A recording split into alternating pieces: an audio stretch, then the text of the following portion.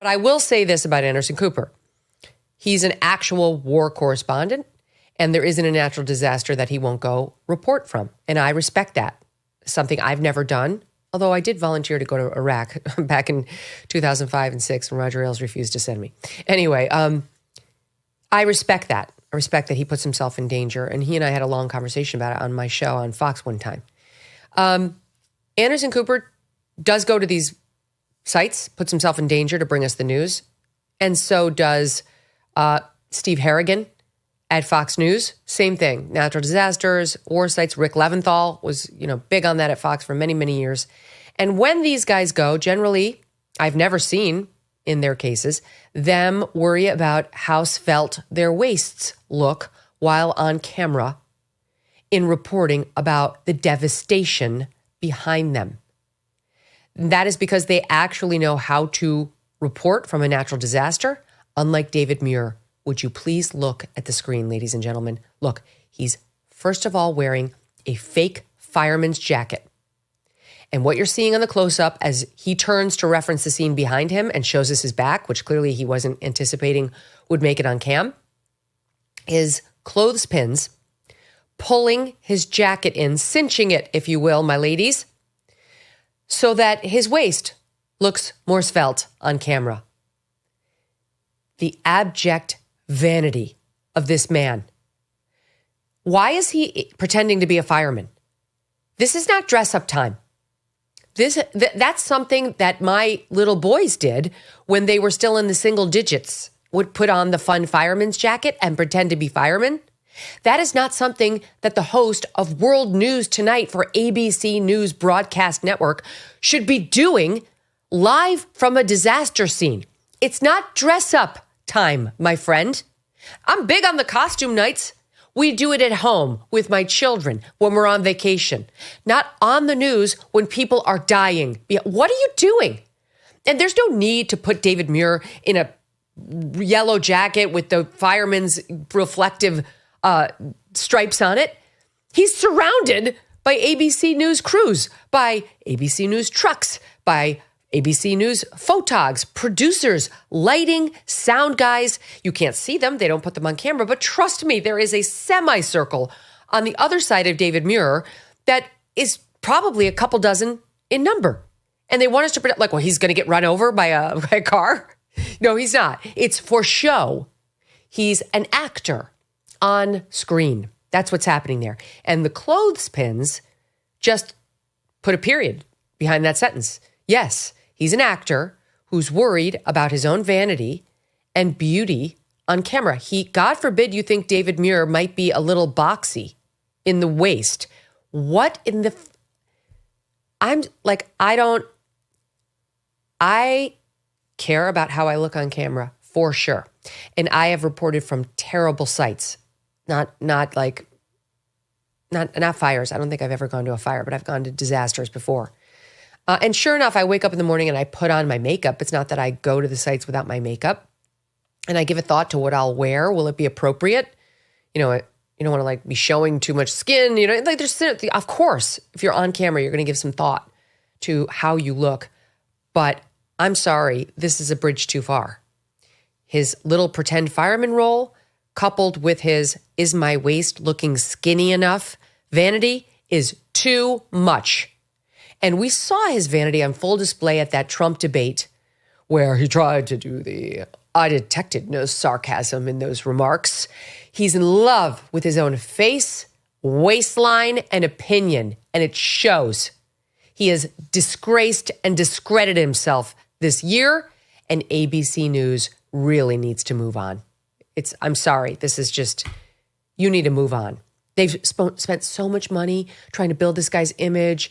The promos for David Muir, you would think he was Jesus. I mean, the way they, with the jawline. And I hate to rip on him because he went to Syracuse like me.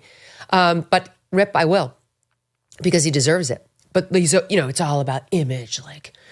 I'm thinking about this difficult problem. I'm David Muir. I'm tough and I'm smart and I'm hot. And look at this. A good producer friend of mine reminded me after I tweeted on this that he's not the first vain absurd anchorman to obsess over his jacket on television, and brought me back to this moment when Dan Rather, I don't know how this came out, but it's on YouTube. Dan Rather was on camera getting ready for a live shot near the Seattle Space Needle. And for 15 minutes, I think it was conferring with his producers about whether he would wear his trench coat or just go with his suit jacket, and whether he would put the trench coat collar up or wear it down. This is not a 30-second, should I wear the jacket? No. Should I put the collar up? No. For over 15 minutes, they kept a running clock, and the guy who posted it on YouTube, the number of minutes that they debated. And Dan was totally into it with his producer, who went on to run 60 minutes. We've condensed it for you. Look at this. The question is whether we can do it without the coat. Hi, folks. How you doing? Let's take a look and find out. Jeff would prefer to do it without the coat. It's going to be cold, but... It's good. You know what? The green is good. Is it? Not the light. Green is good. Okay. Good. You don't need a scarf. Don't need a scarf. Don't think so? No, now, let's try it without it. If we wear the coat between now and then, I think that we're going to be all right. All right, good. Good, because that looks very nice. Now, does that look good? It looks just a little hot on this side, Tom. But... The broadcast is not for another 45 minutes. Right. So, temperature, wind will be up and the temperature will be down. Yes. What do you think?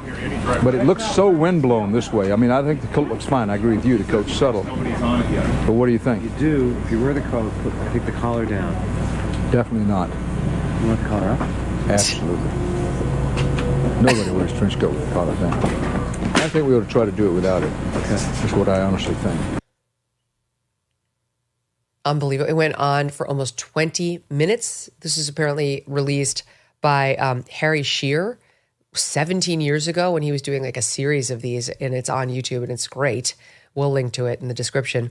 And being coached on by his executive producer who would wind up producing 60 Minutes, Jeff Fager, like this was a real debate. Like they were debating an actual piece of editorial that they needed to get right. Went on and on. Dan Rather complimented, I think, his wife for selecting a green jacket, and the green looked good, and really lamented that they should have come earlier and pre-taped the show at noon so that he could have done it in comfort in just his suit coat without this disastrous trench coat covering his great look. And then he was really cold, so he needed to wear the jacket, but did he look cooler with the collar up? And how did Dan Rather's career at CBS end? In infamy as well.